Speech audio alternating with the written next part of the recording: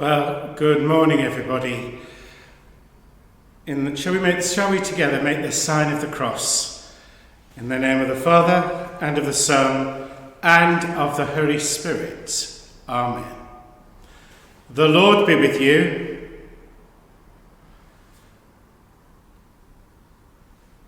Today, I'm going to talk to you a little bit about Lent.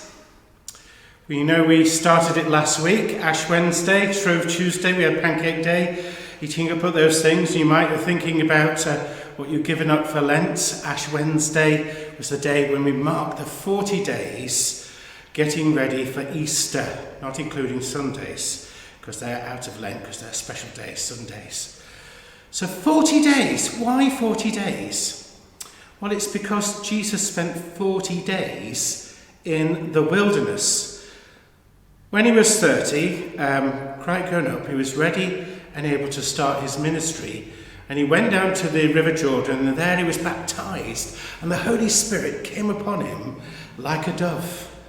That's how they tried to describe it. And this voice from heaven, "This is my beloved Son, in whom I am well pleased." And to prepare himself to tell everyone about the good news about God and how he loves us, he went out into the wilderness to prepare himself for 40 days. So quite a long time to fast, which means to go without food, which is why often we give up things during Lent. A time of prayer, a time of just being still and quiet without lots of noise around. And there in the desert, in the wilderness, we heard that he was tempted. We're all tempted sometimes to do things we know we shouldn't do. And Jesus shows his full humanity. He shows us he's just like us in that he himself was tempted. Here he was, God's Son, full of the Holy Spirit, the power he had to do anything. And yet how was he going to show people God's love? As he came across the desert, he noticed on the floor a stone. And this stone just happened to be bread-shaped. You know, when you get that nice bread loaf, a nice fresh loaf. And Jesus could almost see the bread. And he was tempted to use his power and his gifts just for himself. I could turn this stone into bread. He must have been hungry as he went about in the wilderness. And then he remembered the words from the Bible. Man does not live on bread alone, but on every word that comes from the mouth of God.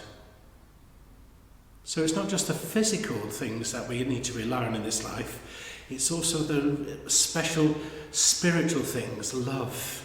Man doesn't live on bread alone, but also on God. Every word that comes from the mouth of God. Then as he was wandering, he came to the temple, which is a massive building. We haven't got a building quite like the temple in Jerusalem, but we do have in our city, I'll show you here, our cathedral, which is the main church in the diocese. All the churches across Sussex have their own parish, with their own parish church. Here's St Mary's Church here in Petworth. But the big church, where the bishop has his seat, is in Chichester, and it's called a cathedral because that's where the bishop has his chair. And you can imagine Jesus going to the top of a tall mountain. How about if he went to something like this? So this is a drone shot of the cathedral. It's actually beautiful, isn't it, Chichester Cathedral? And you can see it here from a drone looking down, how tall the building is. As you go into Chichester, from every angle you can see the cathedral. And look what it must be like to be on the roof, to be at that top of the roof. Jesus went to the top of the temple, and there he was tempted. I could just throw myself off, and everyone would have to believe in me. But that's not how he went about his ministry. He didn't just do magic and signs. He showed people God's love. And the words he said is, "If you are the Son of God, throw yourself down, for Scripture says, He'll put you in his angels' charge, and they will support you on their hands, in case you hurt your foot upon a stone."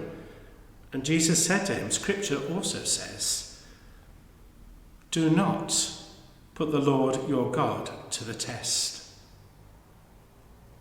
Isn't it magnificent, our cathedral here in Chichester?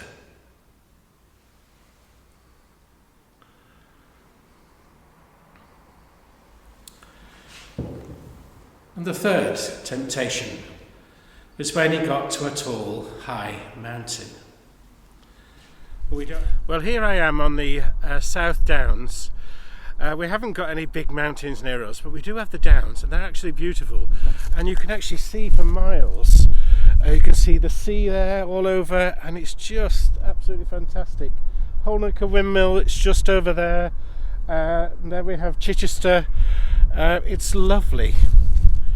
And Jesus, while he was walking in the wilderness, came to a top of a high mountain, and there, so here was Jesus at the top of this high mountain, and he could see for miles.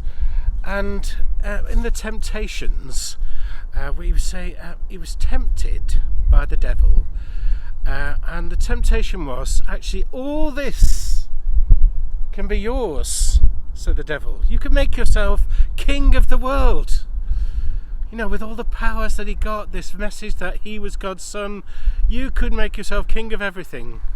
Actually, Jesus didn't. He didn't use his gifts, these powers that were given him as God's son, to make himself king of the universe, king of the world. Instead, he walked down the mountain and followed the way of the cross, stretched out his arms on the throne of the cross. He shows us how much he loves us, that he followed the way of love, of compassion, of kindness, of joy, and ultimately he gave himself for us to show how much that he loves us. That was his last temptation there at the top of the mountain. Not to use his gifts for himself, but actually use all the things that he was to show that God loves everyone. So Jesus said to him, "Scripture also says." Next, taking him to a very high mountain, the devil showed him all the kingdoms of the world and their splendour. "I will give you all these," he said, "if you fall on my feet and worship me." Jesus replied, "Be off, Satan, for Scripture says, 'You must worship the Lord your God and serve him alone.'" And the devils left him, and the angels appeared and looked after him. This is the gospel of the Lord. When you're tempted to do something that you know is wrong, remember that everyone faces temptation. "Oh, look at that, I'll take that, I want that." No. In our prayers, and particularly our Lord's Prayer, we say, "Lead us not into temptation." And actually, God gives us strength to face things and adversities, just as he gave Jesus strength in the wilderness. Shall we pray? Heavenly Father, when we're led down paths where we know we should doing things that we shouldn't do, help us to be sorry and repent. Help us to realise that you can give us strength to help us when we struggle and when we get things wrong. We know that you are with us. Help us to live on every word that comes from the mouth of God. In Jesus' name, Amen. Our Father, who art in heaven, hallowed be thy name. Thy kingdom come, thy will be done, on earth as it is in heaven. Give us this day our daily bread, and forgive us our trespasses, as we forgive those who trespass against us.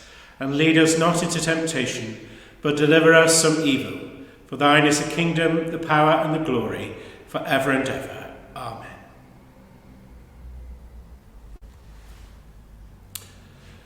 Well, we've got good news in that the school should be opened on March the 8th. I'm wearing purple because we wear purple during Lent. It's a looking forward to colour, looking forward to Easter. When we put white or gold on Easter, it looks really splendid because we've been wearing a darker colour beforehand. I've just had the service here this morning, that's why I've still got my vestments on. But I pray that God will give you strength when you face adversity. And may Almighty God bless you, the Father, the Son, and the Holy Spirit. Amen. Go in the peace of the Lord. Thanks be to God.